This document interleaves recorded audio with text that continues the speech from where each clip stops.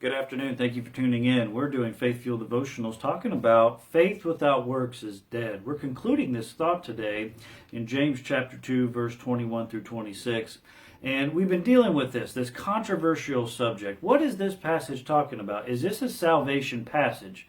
The answer to that question is no. This is a maturity passage. That if Christians have faith, they should demonstrate them with works. It should not stay inside of us. It must come out through our life, through our words, through our actions. And this is how we impact. We must couple the dynamic duo of faith and works together. And so we've talked about this week, and I encourage you to go back, look at these previous lessons. We need to beware of faithless works, and we need to beware of workless faith. We need to match these things together. And as we conclude, we see two prime examples of this in the scripture that James gives us to think upon, and I find no two better examples. He picked them well. And I hope it'll be encouragement to you. Verse 21 says, "Was not Abraham," there's your first example, "our father, justified by works when he offered Isaac his son upon the altar? Seest thou how faith wrought with his works, and by works was his faith made perfect? And the scripture was fulfilled, which saith, Abraham believed God, and it was imputed unto him for righteousness, and he was called the friend of God. Ye see then how that by works a man is justified, and not by faith only." And again, justified by whom? Next example is Rahab. "Likewise also was not Rahab the harlot justified by works when she received the messengers and sent them out another way? For as the body without the spirit is dead, so faith without works is dead also." So here we have two interesting examples, and they couldn't be more different. You have Abraham, a revered man of the faith, the father of the Hebrew nation, and then you have Rahab the harlot, a not so revered, at this time where she lived, a not so revered lady who was a Gentile, a resident of Jericho. These are polar opposite examples, but they do have one thing in common, that both of them are in the line of the Messiah, and that is undeniable. And so with that, let's look at these two. And so let's start with Abraham here. You find him in Genesis, and he is a large portion of Scripture dedicated to his life and his ups and downs in faith. We know, as it was mentioned here in verse number 23, that Abraham believed God, and it was imputed or counted unto him for righteousness. That is a direct quote from Genesis 15:6. It said that God saw his faith, and he said, "You're righteous." But we're not really talking about that. That was fulfilled, it says, when Isaac was offered. Now this is talking about Genesis chapter number 22. And this is probably the most famous story of Abraham.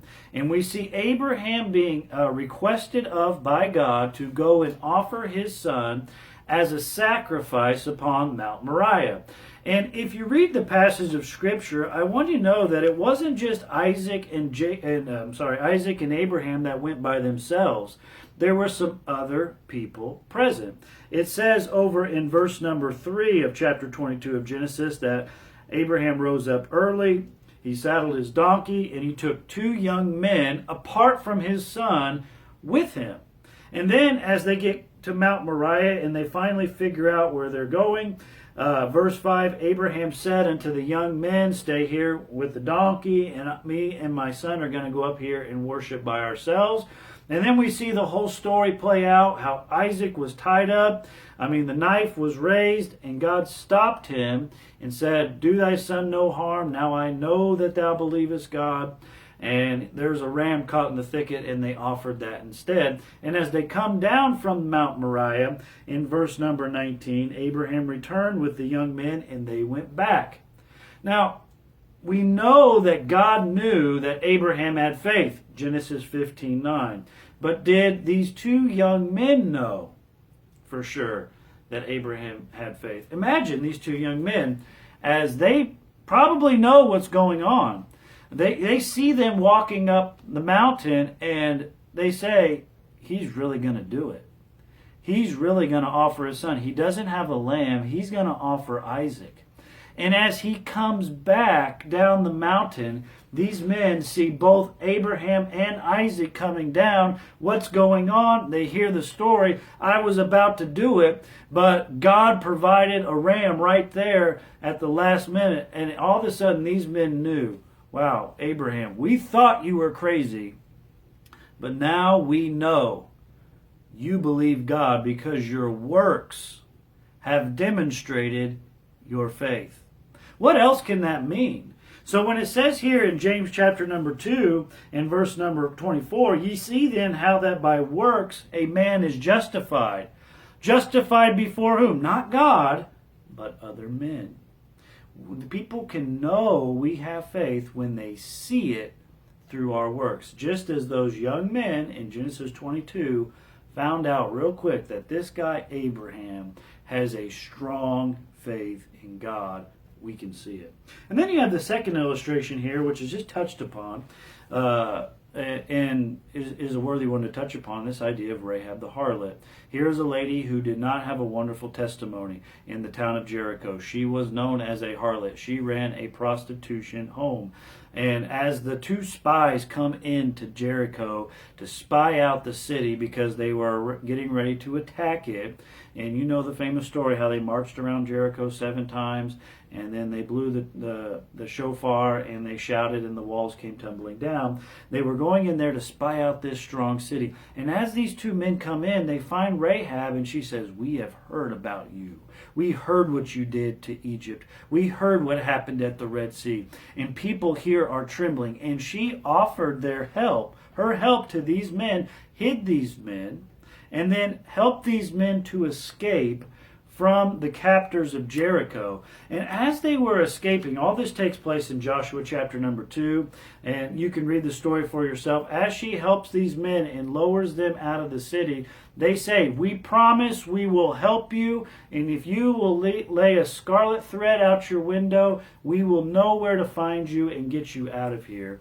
And then when you come to Joshua chapter number 6, they walk around and the city walls come tumbling down. Joshua says, go in there and find that lady because the scarlet thread is going to pay off.